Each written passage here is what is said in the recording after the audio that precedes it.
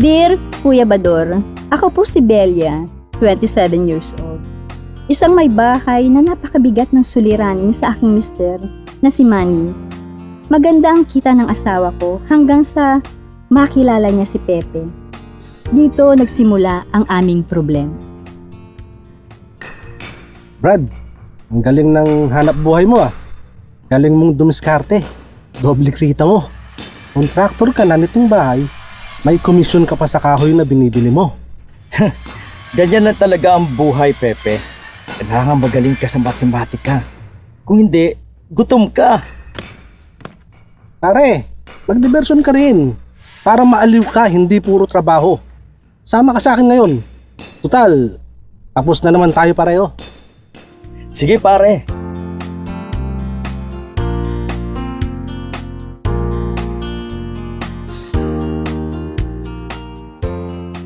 Ayan, Brad. Naturuan na kita kung paano ka mananalo sa sugal na yan. Sakla ang tawag dyan. Okay, Brad.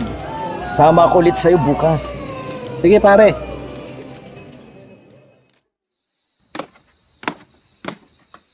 Manny, kailangan na magbayad ng tuition fee ni Milky. Kailan ka ba sa sahod? Ako, mahal. Baka bukas pasahurin na kami. Sana nga, nakakahiya sa school. Si Milky pa ang mahuhuli sa pagbabayad eh.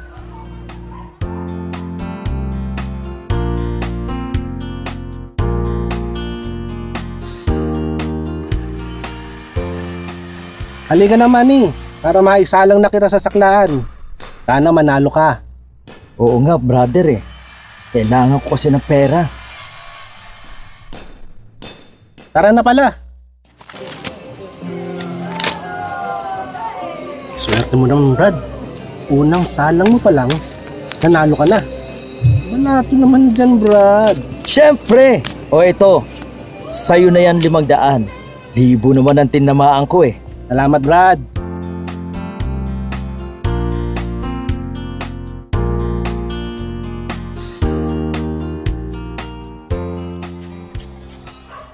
Talo ako kagabi sa saklaan. Isasanla ko muna itong bahay namin. Pero hindi ko pa alam kay Belia kung kailangan makabawi ako sa mga talo sa akin. Nabayaran ko na rin ang mga tuition fee ng mga anak ko.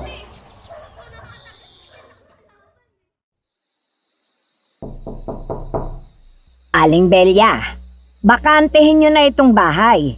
Naisanla na ng asawa mo ito sa akin at kailangan ko na. Yan po ang problema ko, Kuya Bador. Suga pa sa sugal ang asawa ko, kaya ngayon ay halos sa kalye na kami nakatira. Nakisuyo kami sa hipag ko na napakalit naman ang bahay nila, kaya nasa labas na po ang ilan naming gamit. Pagpayuhan niyo po ako, Kuya Bador, kung paano mawawala ang pagkasuga pa sa sugal ng mister ko. Sana'y mapayuhan niyo po ako. Nagpapasalamat, Belia.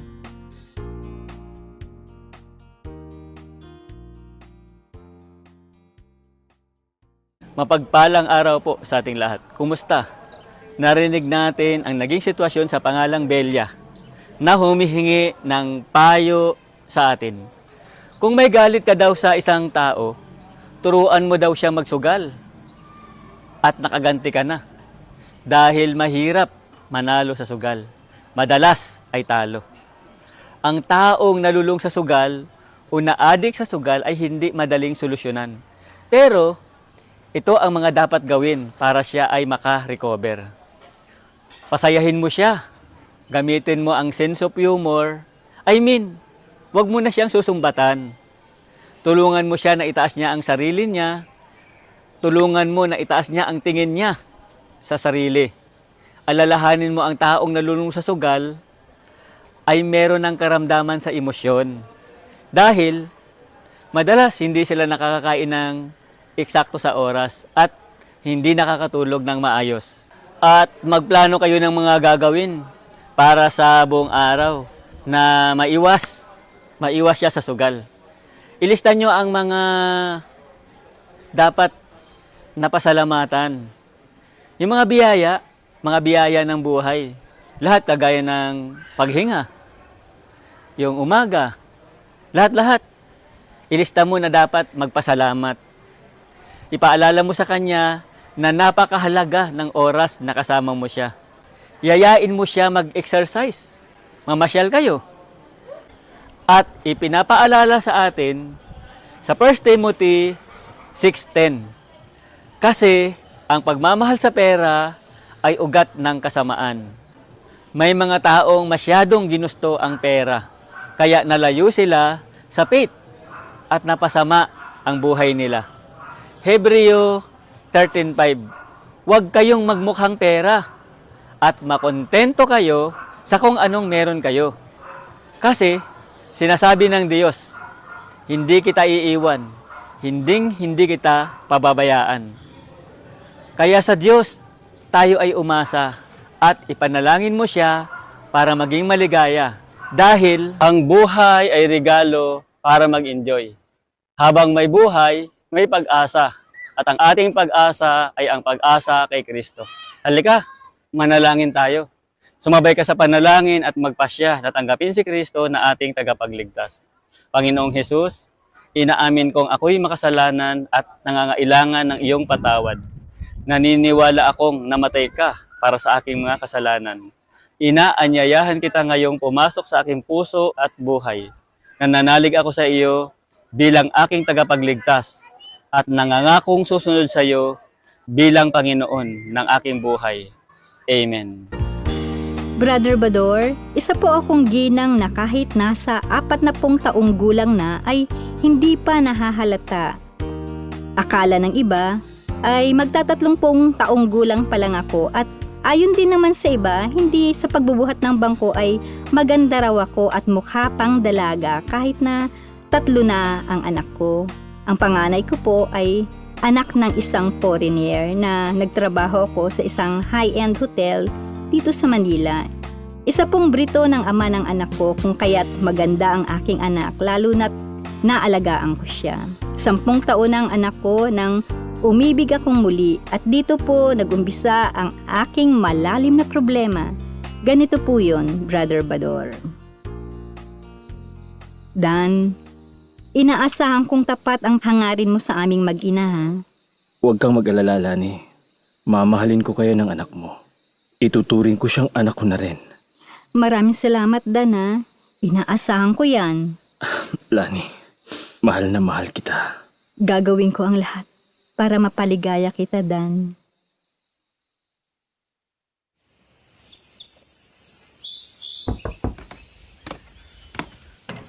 Uy! Maring Lani! Ang inaanak ko, laki na pala ni Princess. Tuloy kayo. Mano po? Ay, naku, kaawan ka ng Diyos, anak. Salamat, Maring Susan, ha? Oh, kumusta na kayo? Mabuti naman, Mare. May mga inuutos kasi ang mister ko sa akin, eh. Wala akong mapag-iwanan kay Princess, eh. Makikiusap sana ako sa'yo na kung maaari, iwan ko muna siya dito sa'yo. Maglalabing 3 taon na kasi siya, kaya nakatatakot naman akong iwan siya sa iba. Wala kasing pasok sa school ngayon, eh. Ay, oo, Mare. Walang problema. Di naman alagain yan, eh. Ay, sandali, Mare, ha? Magmerienda muna kayo. Salamat, Mare, ah. Ito na lang inaanak mo. Nagmamadali kasi ako, eh. Baka kasi ako gabihin. Di ko aabutin yung taong pupuntahan ko, eh. O sige, okay, Mare. Mag-iingat ka sa daan, ha? Lalo ngayon. Maraming masasamang loob sa panahon ito. Oo, Mare. Sige, ah. Bahala ka muna dyan sa inaanak mo. Oo, Mare, huwag kang mag-alala.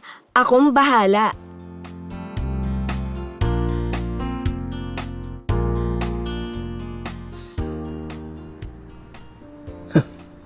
Malaki na si Princess. Dalagita na. At magandang dalagita. Maganda kasi brito ng tatay niya. Maluluma ang mga artista sa Pinas kung ikukumpara kay Princess. Bakit ngayon ko lang napagtutuunan ng pansin si Princess?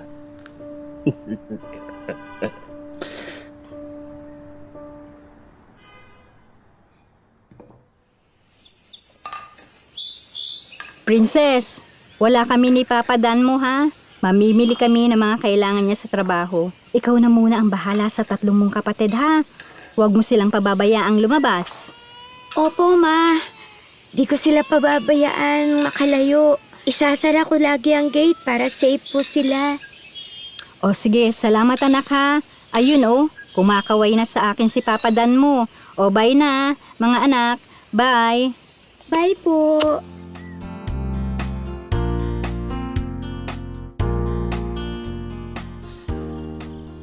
Dan, college na si Princess sa pasukan. Saan ba natin siya dapat i-enroll? Tanungin mo muna siya kung anong kurso ang gusto niya. Pag-aaralin mo pa ba siya sa college, Dan? Oo naman, Lani. Total, maganda naman ang katayuan ko ngayon sa trabaho. Kinuha nila akong manager sa isang branch namin. Salamat, Dan ha. Napakabuti mo. Sige, aalamin ko kung anong gusto niyang kurso.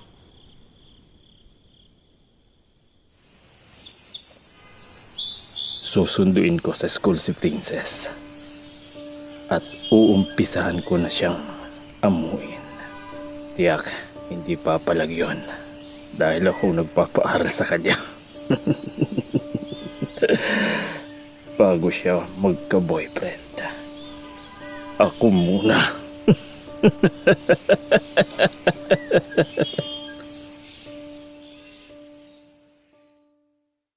Madalas nang inihahatid ni Dan sa school si Princess na dati na may hindi. Nahuhuli ko pa ang tinginan nilang dalawa na may ibig sabihin. Naku, Diyos ko po, baka may nangyari na sa anak ko at kay Dan. Tulungan niyo po ako, Diyos ko.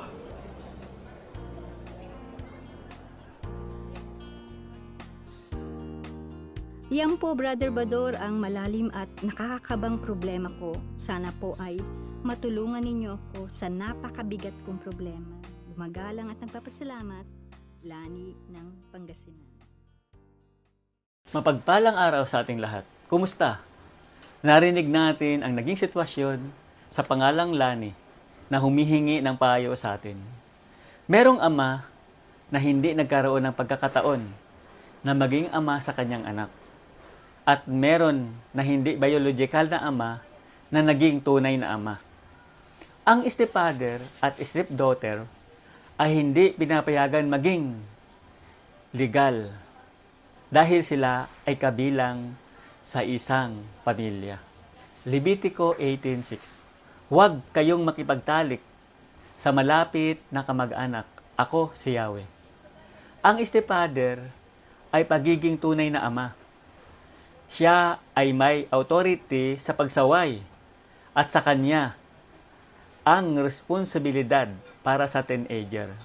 Mahalaga sa stepfather na ma-maintain ang naaangkop na boundaries at pahalagahan. Irespeto ng stepfather ang nanay ng teenager. Teenage are still growing. Siya ay nag-i-explore. Kaya kailangan niya ng moral guidance at boundaries para mapanatili niya ang tamang landas. Kapag ganyan na hindi mapapagkatiwalaan ang kinakasama mo, umalis kayo ng anak mo.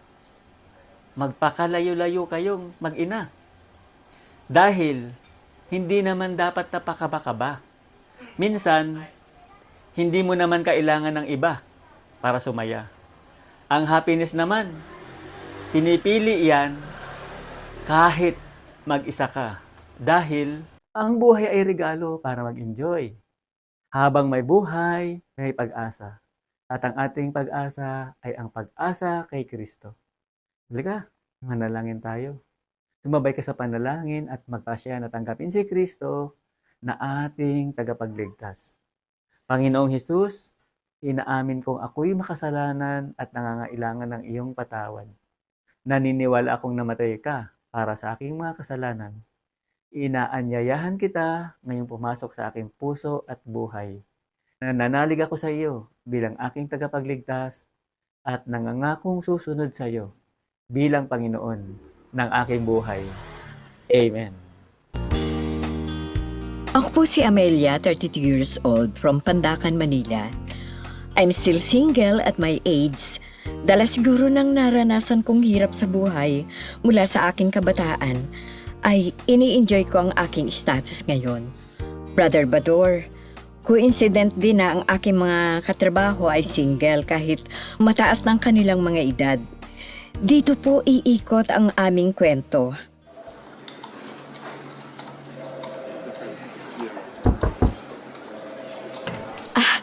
Good morning, Ma'am Carol. Kindly check po ang ating annual sales 2023. Sige, Miss Amelia.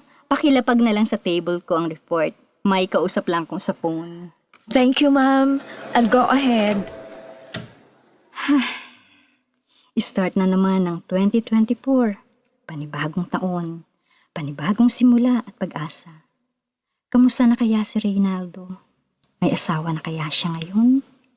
Matagal-tagal na rin simula ng huli naming pag-uusap sa Facebook Messenger.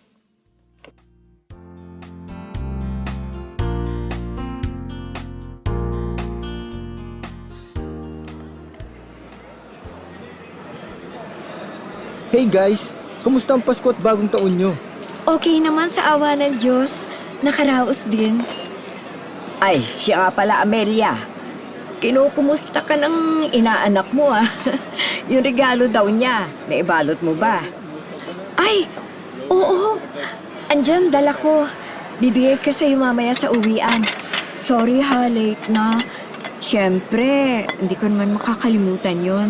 Dahil loves ko yung inaanak kong yon, si Mariel. Hi Ma'am Carol, tara po. Join with us. Mukhang masarap ang kwentuhan nyo ah. Kamusta ba ang bagong taon nyo? Ayos naman po ma'am, nairaos din. Plano nga po namin magbora ng mga kapatid ko eh. Medyo na short lang ng budget. Baka next year na lang po. Mabuti ka pa, Amelia. Sarap talaga ng single, no? Walang inaalala at iniisip na mga bayarin.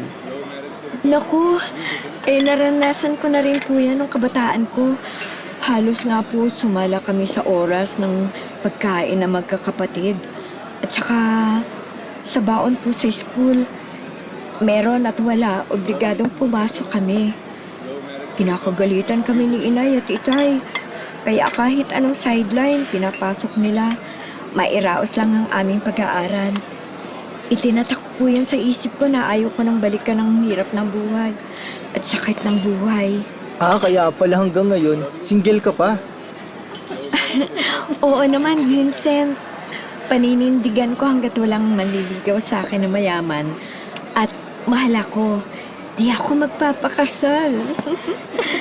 Learn from your past experience, Miss Amelia. Yes, ma'am. Ayoko pong balikan ng kahirapan eh. Ayoko pong maranasan ng mga anak ko ang naging buhay naming magkakapatid noon.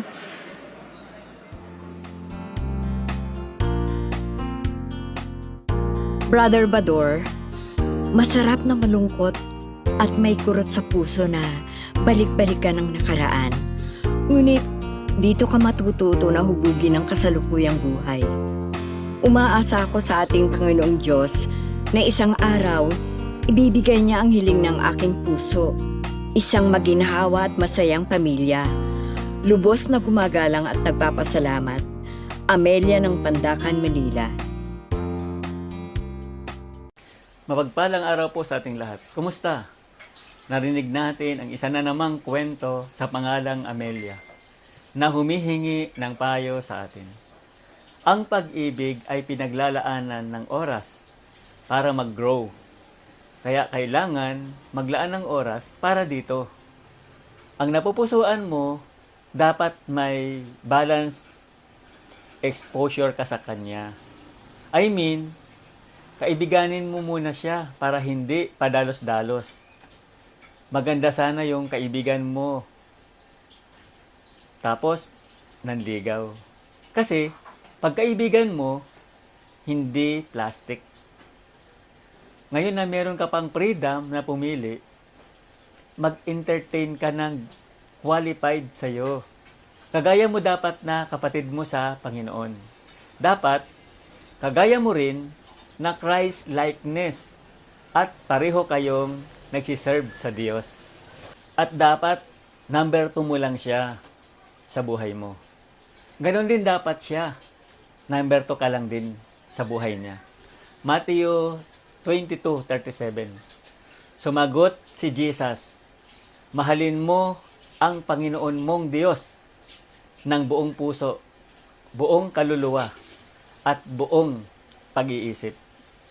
At sa Genesis 6:2, nang makita ng mga anak ng Diyos na ang mga babaeng anak ng tao ay magaganda, ang mga ito'y pumili sa kanila ng kanya-kanyang asawa.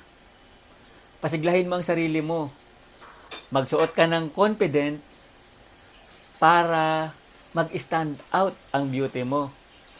Makipag-social activity ka, lalo na sa mga charts activity. At sa pagnanais mo makapag-asawa ka ng mayaman, tandaan mo na hindi lahat ng mayaman ay yaong may makapal na pitaka. Kayamanan na ang may tunay na pagmamahal, may payapa na isipan, at malusog na pangangatawan. Ngayon na single ka pa, mag-enjoy. Dahil ang buhay ay regalo para mag-enjoy. Habang may buhay, may pag-asa. At ang ating pag-asa ay ang pag-asa kay Kristo. Halika, manalangin tayo. Tumabay ka sa panalangin at magpasya na tanggapin si Kristo na ating tagapagligtas. Panginoong Hesus, inaamin kong ako'y makasalanan at nangangailangan ng iyong patawad. Naniniwala akong namatay ka para sa aking mga kasalanan. Inaanyayahan kita ngayong pumasok sa aking puso at buhay. Nananalig ako sa iyo bilang aking tagapagligtas at nangangakong susunod sa iyo bilang Panginoon ng aking buhay. Amen. Brother Bador, tinanggap ko na sa aking sarili na ako'y ulilang lubos na. Hindi ko po nagisnan ang aking ama't ina sa aking tabi. Tanging si Lola Sabelang ang naging tanglaw at yaman ko, Brother Bador. Siya po ang nakagisnan kong magulang simula nang ako ay lumaki at nagkaisip. Naway maging inspirasyon sa inyong mga tagapanood ang aking kwento. Ako nga po pala si Boyet, 20 anyos, mula sa Tondo, Manila. Lola, malapit na po ang bagong taon. Mamayang gabi na. Wala man tayong handa sa mesa, ni pagkain man lang. Huwag kang mag-alala, apo ko. Nadaan ako kanina sa Quiapo at umusal ng konting dasal sa puso ko na huwag tayong pababayaan ng Panginoong Hesus. Habang nakatayo ako sa isang sulok at nakayuko, may lumapit sa akin na babae at binigyan ako ng pera. Maya-maya, may mag-inang lumapit din at nag-abot ng konting barya. At may isa pang lalaki na nagbigay din. Kasi akala nila namamalimos ako. Heto meron akong 130 dito. Apo, pwede na tayong makabili ng konting makakain. Ako po, Lola. Nakaubos ng panindang sampagita. May Talaga? 150 po ako dito. At may nag-abot ng pansit at tinapay sa karinderya. Si Ate Imelda, doon sa kanto. Oo. Boyet. Oh, Noche Buena nyo ni Lola Sabel. Pagdamutan mo na ha. Biyaya rin niya ng Diyos. Pansit, tinapay, at kaunting manok. O, abutin mo na. Ay, salamat po, Ate Imelda. Oh, Lola. Pwede na po itong pagsaluhan mamaya. Bibili na lang po ako ng soft drinks sa tindahan. Oo, apo.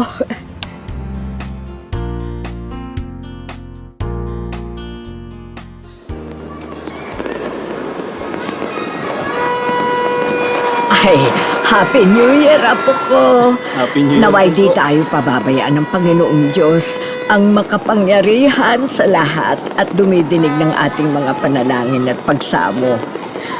Isinandal ko na sa kanyang ating magiging kinabukasan. Wala tayong aasahan, apo, kundi siya lang. Lola, asan po ba ang pamilya natin? Wala kasi akong nakikitang bumibisita sa inyo. Asan po sila, Lola Sabel? Nako apo, mahabang kwento. Maaga akong nabalo. Dahil sa sakit, namatay ng maaga ang lolo mo. Asan po ang magulang ko, Lola? Ay, hindi ko alam. Mula nang ibinigay kanya sa akin, hindi na siya nadalaw. At wala na rin akong balita sa kanya. Sanggol ka pa noon nang iwan ka sa akin. Kaya't wala ka pang malay noon.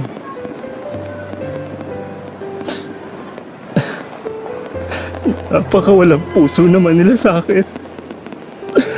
Lola Sabel, anong klase silang tao? Apo, huwag ka nang umiyak at huwag ka nang malungkot, ha? O andito naman ako, si Lola Sabel mo. Nagmamahal at nag-aalaga sa'yo. Hanggat malakas ako, itataguyod kita kahit sa paglalaba at pamamalansya, Apo. Kita mo na, Apo, ha? Mahal kita. Mahal din kita, Lola. Salamat po sa pagmamahal mo, Lola. Hayaan nyo, mag-aaral akong maigi. Apo, Kahit may baon o wala, papasok ako sa school. I love you, Lola Sabel. Apo ko. I love you din. Ako po ngayon ay pumapasok bilang bagger sa isang commercial store. At sapat lang sa amin ni Lola Sabel ang aking kinikita. Awa ng Diyos, malakas pa si Lola Sabel. Kasabihan po, habang may buhay, may pag-asa. Gumagalang at nagpapasalamat, Poet ng Tondo, Manila. Mapagpalang araw sa ating lahat. Kumusta?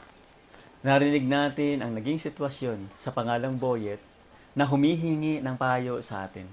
Jeremias 49:11. Ako ang kakalinga sa inyong mga anak na naulila sa ama. Ang inyong mga babaeng balo ay makakaasa sa akin.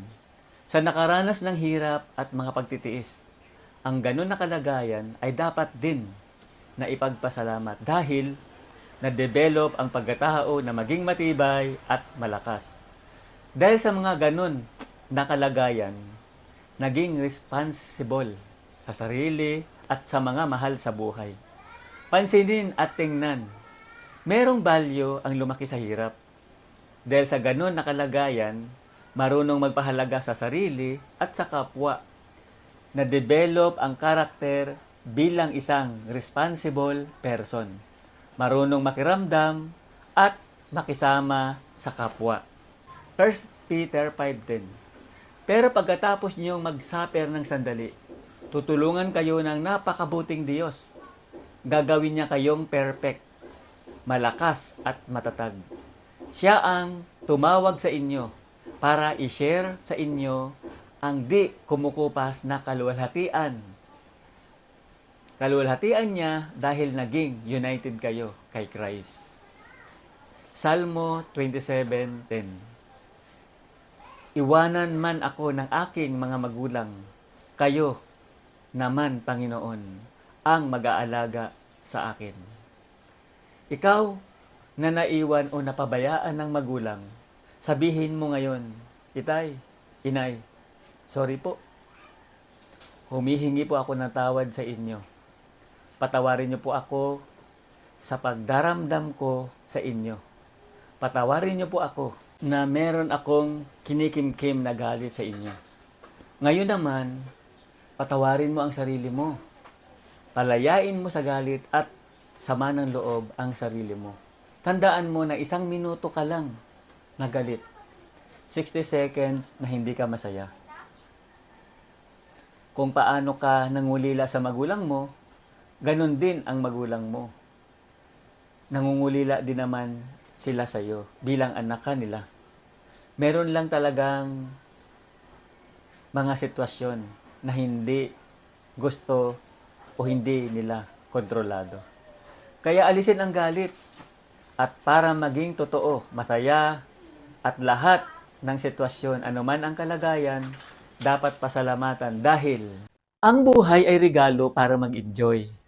Habang may buhay, may pag-asa. At ang ating pag-asa ay ang pag-asa kay Kristo. Halika, manalangin tayo. Sumabay ka sa panalangin at magpasya na tanggapin si Kristo na ating tagapagligtas. Panginoong Hesus, inaamin kong ako'y makasalanan at nangangailangan ng iyong patawad. Naniniwala akong namatay ka para sa aking mga kasalanan. Inaanyayahan kita ngayong pumasok sa aking puso at buhay. Nananalig ako sa iyo bilang aking tagapagligtas at nangangakong susunod sa iyo bilang Panginoon ng aking buhay. Amen. Ako po si Cora, 45 anyos, taga Las Piñas City. May 2 anak at asawa. Ang problema ko po, Brother Bador, ang anak kong adik sa mobile app. Sa tuwing inuutusan ko po, hilig sa, "Ma, wait lang ma. Nasasawa na ako sa ganito naming sitwasyon sa bahay." Utos ko, sunod ko. Pakinggan niyo po ang aming kwento. Justin, bumili ka nga ng posporo sa tindahan at na makapagluto na ako. Naubusan tayo. Dalian mo at uuwi ng kapatid mo galing school. Justin, ano ba? Inuutusan kita sa tindahan ah. Bumili ng posporo. Bitiwan mo yung ginagawa mo. Yan ang ipakakain ko sa'yo eh. Opo ma, andyan na. Ma, ang sarap ng ulam mo. Napapakain tuloy ako ng marami. Sige, kain ka lang para lumakas ka at tumalino. Si Kuya Justin mo eh. Inuutusan kong bumili sa tindahan ng posporo. Ayaw pang bitiwan yung cellphone. Cellphone na lang kaya ipakain ko sa kanya.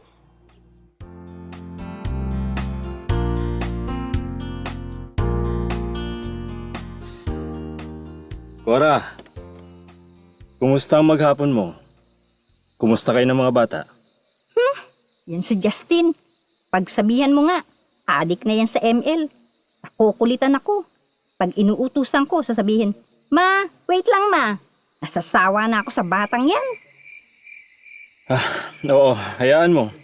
Pagsasabihan ko. Matulog na tayo at gabi na at may pasok pa bukas.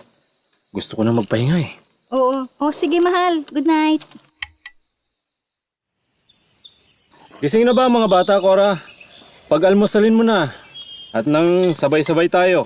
Naku, Sabado ngayon no. Alam mo naman ng mga bata, pag walang pasok, tanghali na magsigising yan. Mamayang gabi ko na lang sila kakausapin pag uwi ko. O sige na mahal, baka malate ka pa sa office. Bye! Oo, tama ka. Pag may nalilate, nagbababa agad sila ng memo. Lakad na ako, mahal. Bye. Okay, sige, bye-bye. Ma, anong pagkain sa mesa? Magtinapay ka na lang at kape muna dyan. May itlog naman dyan, ipalaman mo na lang. Mamaya pupunta ako sa palengke para sa tanghalian natin. Gisingin mo na nga si Jubian at sabay na kayong kumain. May general cleaning kayo sa kwarto, ha? Ilabas niyo yung labada. Jubian! Gising na daw, sabi ni Mama. Antok pa ako, 10 minutes pa. Wait lang. Jubian, gumising ka na nga dyan. Tanghali na, ha? Sabado ngayon. Alalahanin nyo, may toka kayo ngayon, ha? Tumayo ka na dyan.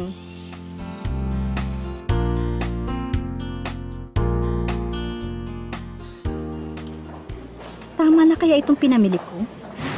May kulang pa. Tingnan ko nga. Karne, bigas, gulay, saging, mga rekado. Okay na. Kauwi na nga.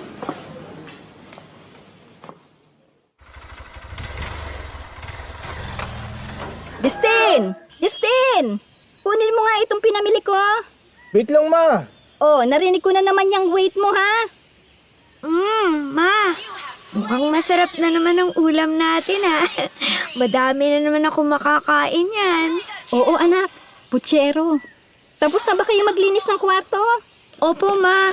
Ayan, nagmo-mobile apps na si Kuya. Kumusta na kayo mga anak? Justin? Jubian? Pag-aaral nyo? Ikaw, Justin. Sabi ng mama mo, di mo mabitawan ang cellphone mo kaka-mobile apps. Pag naapektuhan ang pag-aaral mo, titigil ka. Ha? Walang allowance. Naintindihan mo ba? Di naman po pa. Huwag kayong pasaway mga anak. Dinidisiplina namin kayo ng mama nyo para di kayo mapariwara. Mahirap lang tayo. Alam nyo yan. Gusto ko makatapos kayo ng pag-aaral para may maganda kayong kinabukasan. Brother Bador, alam kong di lang ako ang magulang na namumroblema sa ganitong sitwasyon sa mga anak. Madami kami. Pagpayuhan niyo po ako. Lubos na gumagalang at nagpapasalamat. Cora ng Las Piñas City.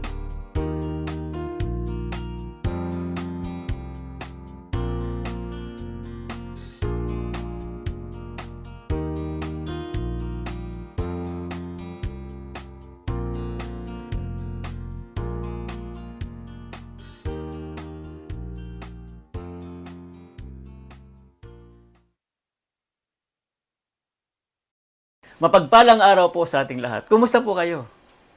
Narinig natin ang naging sitwasyon sa pangalang Cora na humihingi ng payo sa atin.